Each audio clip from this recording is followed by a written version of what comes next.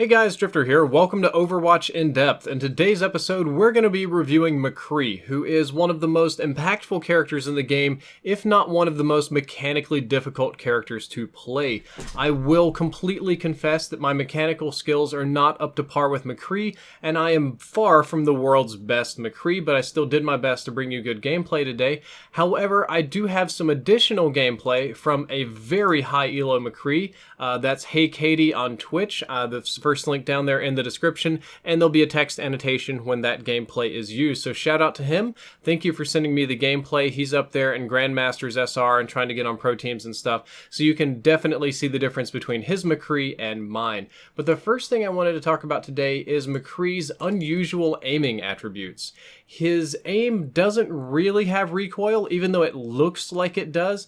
And the best way to explain that is right here in the practice arena. I decided to load up. It's got one of these nice things where you shoot the middle and it'll move, or each individual part that you shoot is on a different hinge and it moves. So I'm going to line up the crosshair right on the edge between the upper and lower panel and just spam it. And you'll notice that even though the crosshair kicks up, it doesn't hit. I can put it right there on the line and just hold down the trigger and it doesn't move up a little bit. Your aim always recenters before you actually fire, so that has little to no effect on the actual recoil. Of note, this game actually ignores mouse input when you pull down. That's exactly what I'm doing right here.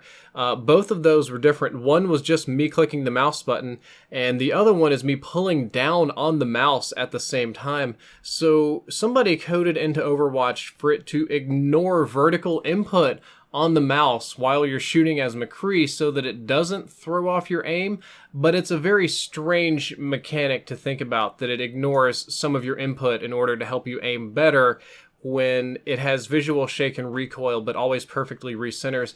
It's nuanced, it's frustrating for some people, it definitely can throw you off, but it's one of the most important things to learn about getting good at McCree is how to master this sort of unusual recoil property. Now let's move into the actual stats of McCree. His base health is 200, which is normal for DPS, but unlike some of the other DPSs, he has no self-heals and he's got limited self-protection, so he's relatively squishy all things considered. His weapon, the Peacekeeper, primary fire that is, has damage ranges of 22 meters to 45 meters, meaning that it'll deal 70 damage up to 22 meters, and it'll decrease down to about 20 damage at 45. That is a colossal difference between those two ranges, meaning that it is incredibly dangerous up close and ignorable at a distance, with a rate of fire relatively slow at 120 rounds per minute. It has a 1.5 second reload time, which is actually kind of slow for Overwatch. Typically guns reload faster than that in this game, and it has a double damage bonus for headshots, and thank God it is a hit scan.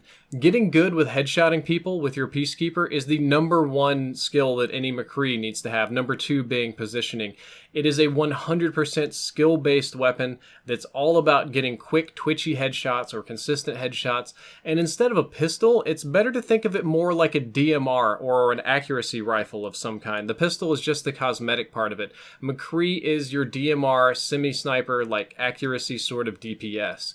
His alternate fire, though, is Fan the Hammer, just kind of completely the opposite. As soon as you click the alternate fire button, it's going to empty all the chambers or cylinders on your pistol, just going to dump it completely. It has a lower damage than the Peacekeeper of only 45 to 22, but its rate of fire is significantly faster at 414 rounds per minute. Fan the Hammer is your sort of close-range spam to get tanks out of your way and other people that shouldn't be as close to you as they are. It cannot get headshots, so even if you hit people in the head with it, you're just wasting your time. Go for the body here. It has a much lower damage drop-off range. Like, it doesn't compare to the Peacekeeper, not only in lower damage, but it drops to its minimum much faster, and it's got lots of kick, tons of actual real recoil that the game isn't going to do strange things to help you out of. So it's not as ideal as you would think. Most McCrees don't use this a ton, and surprisingly, the Peacekeeper and the Fan the Hammer have almost identical close-range DPS. I'll use the example of if you flashbang somebody, it's roughly the same DPS hitting a whole magazine, or I guess cylinder, chamber, whatever, of Fan the Hammer versus 2 headshots with the Peacekeeper. Pretty much identical. I will admit that because of the fire delay, the Peacekeeper is going to be like a few milliseconds slower and therefore have slightly less DPS, but they're roughly the same. My recommendation is to use the primary fire as much as possible and go for as many headshots as your skill level will allow. This is absolutely the ideal way to play McCree. It's how he's played at high elo, and it's how almost all successful players do. Fan the hammer is for up close only.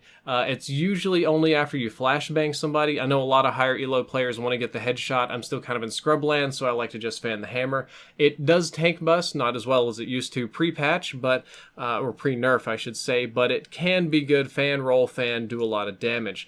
Let's talk about his other ability, which is his Flashbang. This is an ability that is very simple, but has a lot of subtleties to it.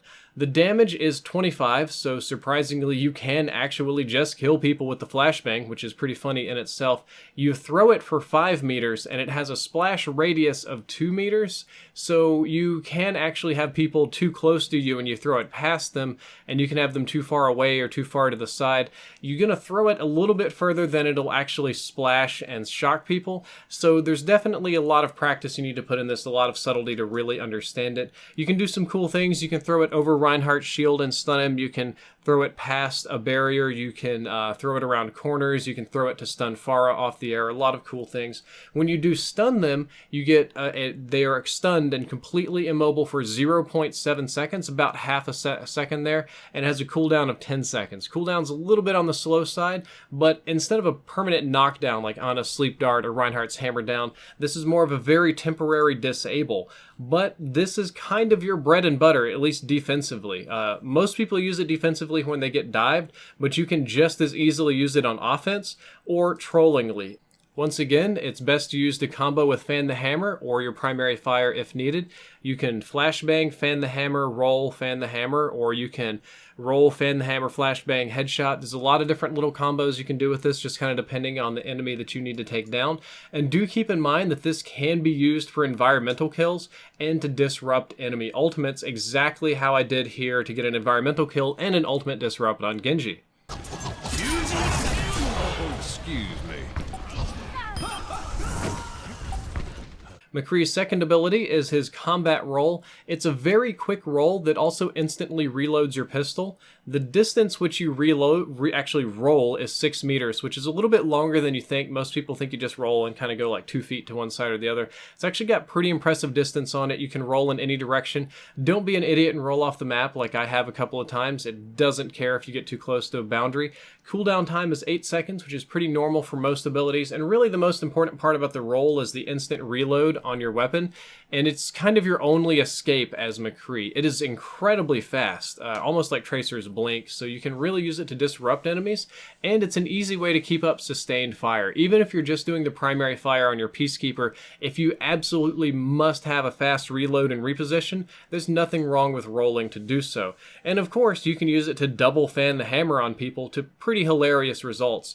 If you fan the hammer, roll, fan the hammer very quickly and combo it, and all of your shots hit, you can pump out 540 damage, which will kill any tank in the game not called Roadhog. Finally, let's talk about McCree's ultimate, which is Deadeye. It's a channeled ultimate, and instead of just waiting to get insta-kills, it roughly increases your damage the longer you channel, and it gives you about 250 damage per 1 second of casting. So for most of the DPS characters, you're going to need to have them on screen for a little bit less than a second. However, for the defense characters and for the tanks, you're going to need multiple seconds of Deadeye time to get the damage high enough to kill them. The maximum damage per one person is 1500, so that'll kill anything in the game, even Winston when he ultimates with a shield and all that sort of stuff if you're patient enough.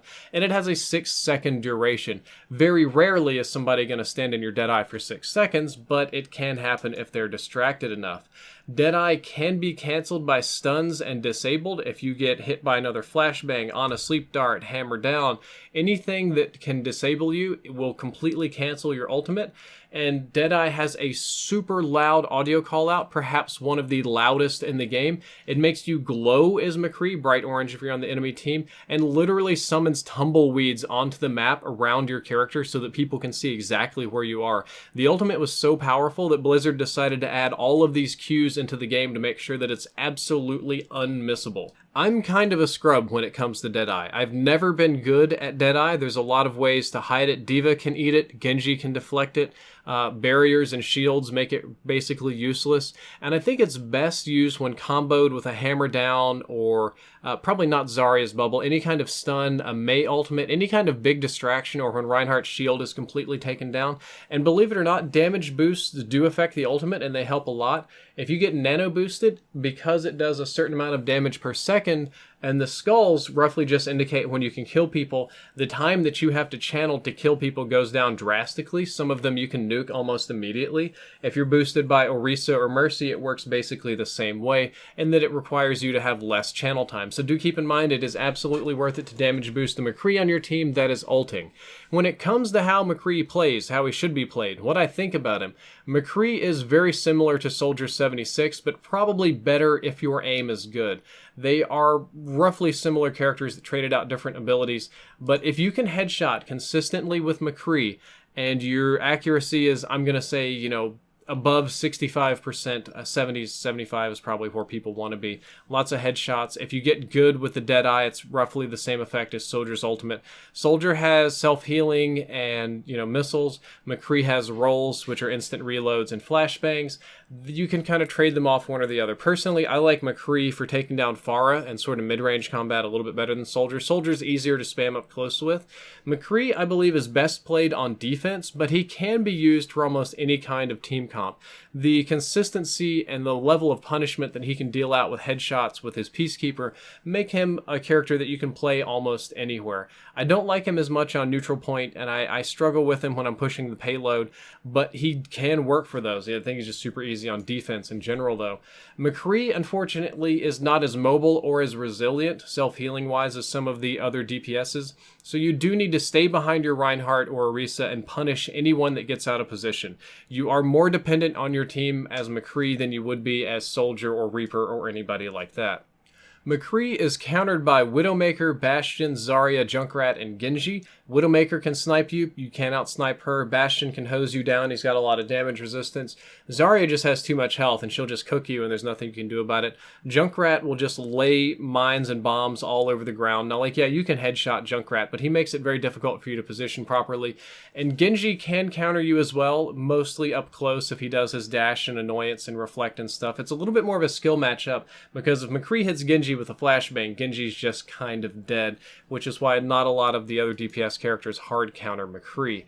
McCree, however, does counter a lot of really annoying characters. He is an incredibly hard counter to Tracer because of the stun grenade makes her super easy to kill, and Pharah because he can just headshot her and pick her out of the sky really easily. As a person that plays a lot of Soldier, I'm going to be honest and say that when it comes to dealing with Pharah, I'd rather be McCree any day. He actually counters Reaper because the flashbang will stun him before he can go into his Wraith form and you can burst him down. You can also punish him at range.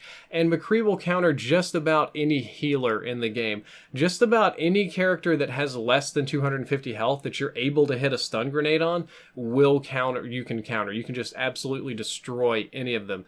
But as far as hard counters on tanks and other defense characters, probably not so much. Guys, that is all for this Overwatch In Depth. I hope that you enjoyed it. I hope that you learned something. If you did, don't forget to like, favorite, and subscribe. And don't forget to check out Hey Katie on Twitch or check out any of the other links in the description. Drifter out.